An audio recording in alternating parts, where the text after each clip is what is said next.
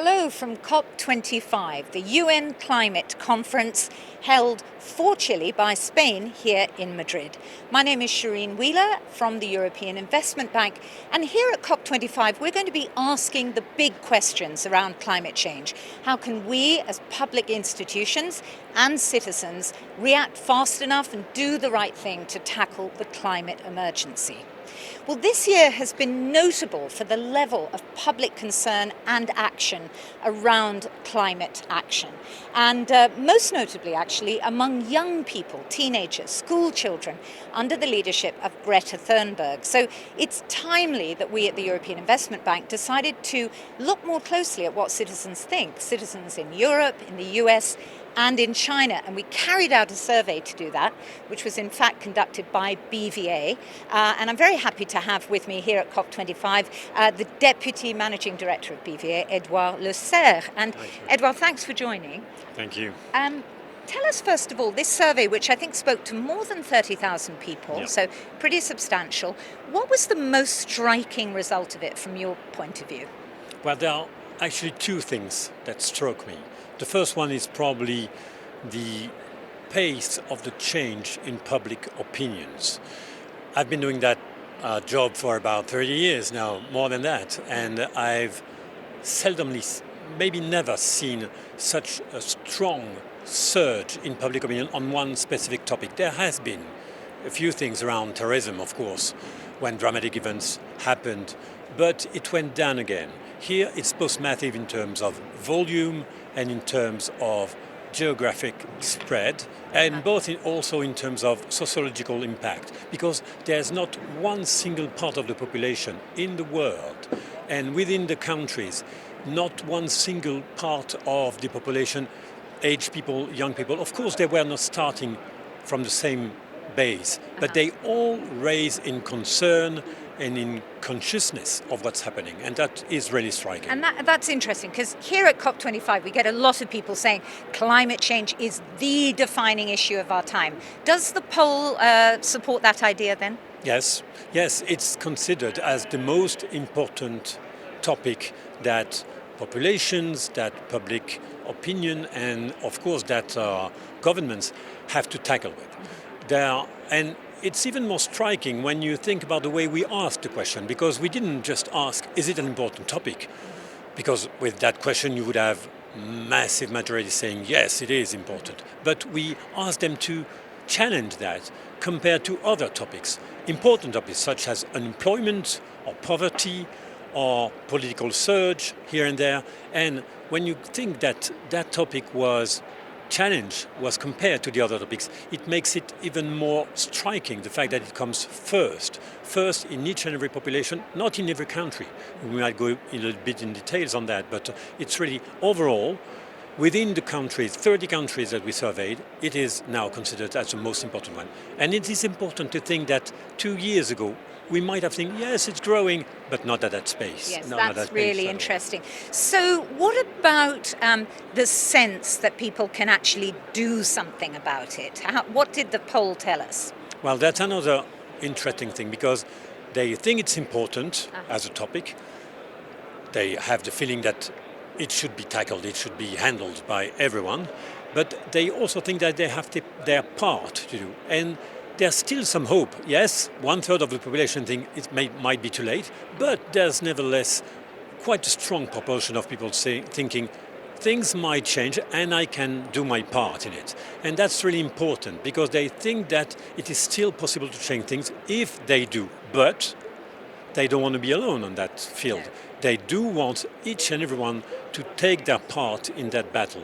So we are really at the moment where we have raised from consciousness to now perceptions that are strikingly changing perceptions, and we are very close to transforming intentions into actions. Right. People say, I might want to change things. I have already changed a few things, and we will have other questions of our survey published later about what they actually do. But really, they need some help. They need to be considered. They need to hear that what they say, this is the most important problem, has to be considered by everyone and tackled by everyone. mean, that's an important message for people here at the COP25, public institutions Absolutely, like ourselves. it's time to change. But I mean, just for those who are tuning into this chat now, if you want to have a look at some of those figures in a bit more detail, you can actually look in our comments box and you can find the link there to actually kind of get into it. And I wonder what the viewers actually think about these issues themselves. Do you actually share the optimism of a lot of the people that Edouard spoke to? Do you think that you can do something about this? But one of the other issues wasn't so kind of optimistic. It was that people felt that they might have to leave their homes because of climate change. Tell us a bit more about that. Was this a substantial number? It is absolutely an incredibly substantial number. Of course, you would consider that 25%, 1/4 of the population saying, I might need to change from region or country because of the climate change is not important because it's just 1/4 of the population. But 1/4 is huge. And when you look at the young people, people aged under 30, it's more than 40% of them who are saying, I might need to change where I live. It's a major change. Saying that because they have to consider their lives totally differently for those who think that way. They think that, okay, I was thinking that from a country, from a region, and now I have to think differently. I have to shift my mind to somewhere else, to somewhere where I haven't been growing, where my parents were raised. And because of climate change, you see that importance of that change. It's really psychologically really important.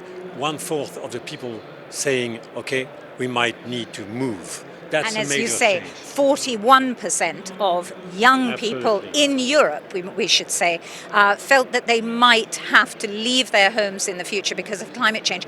Is that, I know you're not a climatologist, Edouard, but No, I'm not. do you think that is more based on perception, panic even, psychology rather than fact?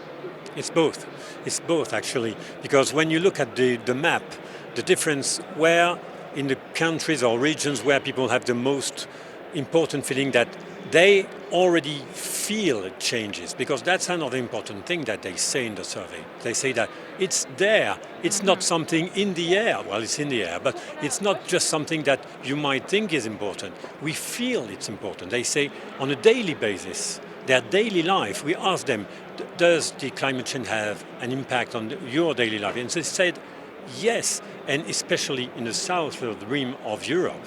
And also in China, if you look at figures in China where pollution is here and might be considered as another turmoil, another disruption in the way they live and they feel, it's really there. It's really, they tell us that with the heat going up, with the floods here and there, with the climate change and the climate impact and the dramatic changes in that, they can feel it on a daily basis, and that's really important because, of course, we might have hoped that the feelings or the opinions would have changed beforehand, but now it's a bit too late in a way, and because of what's happening, the perceptions are even more important and striking. Well, we'd love to hear your views out there, whether you're in China or Europe or here in Spain, where of course people have suffered forest fires and floods recently. Are you feeling what you think are the effects of climate change? Very briefly, Edouard, because we're going to have to go. What about the US? Because people were surprised by the high number of people in the US who seem to be aware or care about climate change. Well, one thing, it's really useful, and again, the European Investment Bank is focusing on Europe, but it was really interesting to have that perception of the US citizens.